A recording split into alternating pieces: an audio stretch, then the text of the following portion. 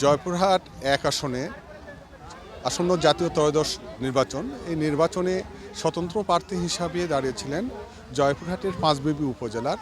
তিনি সাবেক উপজেলা চেয়ারম্যান ছিলেন, তিনি সাবেকুন্নাহার শিখা। সেই শিখা কিন্তু গতকালকে যখন 4 তারিখ জানুয়ারি জেলা প্রশাসন কার্যালয়ে রিটার্নিং অফিসার তার মনোনয়নপত্রটি বাতিল করা হয়। তার মনোনয়নপত্র বাতিল এই জন্য করা হয়েছে যে ভোটার তালিকায় স্বতন্ত্র প্রার্থী হিসাবে 1% ভোটার তালিকা এখানে দিতে হয়। সেই ভোটার তালিকায় কিছু ভোটারের তালিকা অসংযত থাকার কারণে তার এখানে মনোনয়নপত্রটি বাতিল করা হয়। এই বাতিলের পর থেকেই কিন্তু তিনি চলে আসেন সেখান থেকে। তিনি মতো জানিয়েছিলেন তিনি আপিল করবেন। তো তারপর কিন্তু আজকে এই জয়পুরহাটের পাঁচবিবি উপজেলার তার বাড়ির পাশে, এটা দানেশপুর এলাকায়, এই এলাকায় কিন্তু একটি মাঠে বিপুল সংখ্যক লোকের এখানে সমাগম হয়েছে। একটু দোয়া আয়োজন করেছেন এখানে দোয়া মাহফিল চলছে। এখানে খাবার বিতরণ করা হবে। এখানে নারী পুরুষ থেকে শুরু করে সব বয়সী মানুষই কিন্তু এখানে উপস্থিত হয়েছেন। তারা এখানে অপেক্ষা করছেন এই যে সাবেকুন্নাহার শিখার দোয়া মাহফিলের এই অনুষ্ঠানকে কেন্দ্র করে।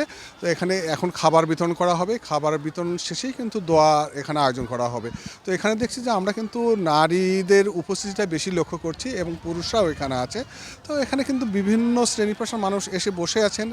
কোন শীত এবং কুয়াশাচ্ছন্ন আকাশ, এখানে এই ঠান্ডা উপেক্ষা করে কিন্তু তারা অপেক্ষায় আছেন যে এই দোয়া মাহফিল এই যে অনুষ্ঠান অনুষ্ঠিত হবে। তো আমরা এই মুহূর্তে এখন এখানে আমরা কথা বলবো। তো এখানে আপনার যে প্রার্থী, যে স্বতন্ত্র প্রার্থী, তার মনোনয়নপত্র বাতিল করা হয়েছে সাবেকুন্নাহার শিখা। আমরা এখন তার সাথে কথা বলবো যে আসলে আজকে আয়োজনটা দেখছি যেখানে অনেক লোকের আয়োজন, দোয়া মাহফিল, এটা কী উপলক্ষে আয়োজনটি আপনি যদি একটু জানাতেন। জি, আসসালামু আলাইকুম। বিসমিল্লাহির রহমানির রহিম। আমি সাবেকুন্নাহার শিখা। আমি এবার জাতীয় নির্বাচনে স্বতন্ত্র ক্যান্ডিডেট হিসাবে অংশগ্রহণের জন্য জয়পুরহাট এক আসন থেকে মনোনয়নপত্র জমা দিয়েছিলাম। তো আজকে যেটি দেখতে পাচ্ছেন এটি আমাদের ঐতিহ্যবাহী পাঁচবিবি ডিগ্রি কলেজ মাঠ, পাঁচবিবি দানেশপুরে যেটি অবস্থিত।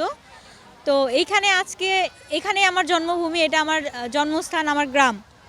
তো আছি আমি খুব আনন্দ আপ্লুত যে আসলে মানুষের ভালোবাসা কোন পর্যায়ে চলে যেতে পারে তার বহিঃপ্রকাশ আজকে শীতের দিনে দেখতে পাচ্ছি।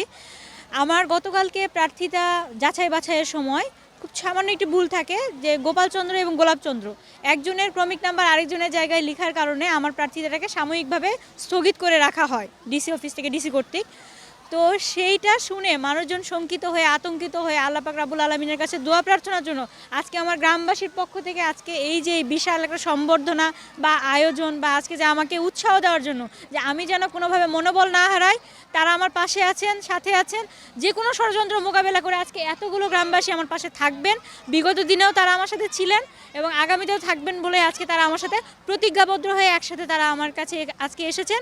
এবং আমরা সকলেই চাচ্ছি আমরা যেন সামনে ইনশাআল্লাহ জয় সুনিশ্চিত করতে পারি সকল ষড়যন্ত্রকে। আমরা জানছিলাম যে এখানে যে স্বতন্ত্র প্রার্থী সাবেকুন্নাহার শিখা, তিনি জানালেন তার অভিব্যক্তিটি।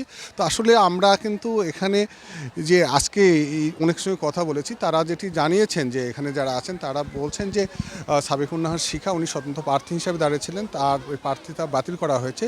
তিনি কিন্তু আপিল করবেন, সেই আপিলে তার মনোনয়নপত্রটি যেন বৈধ থাকে, তিনি আবার যে নির্বাচনে এসে তিনি প্রতিদ্বন্দ্বিতা করতে পারেন, এই জন্যই কিন্তু তারা এই যে দোয়ার আয়োজনটা করা হয়েছিল। তো এই ছিল জয়পুরহাটের এই পাঁচবিবি থেকে সর্বশেষ খবর।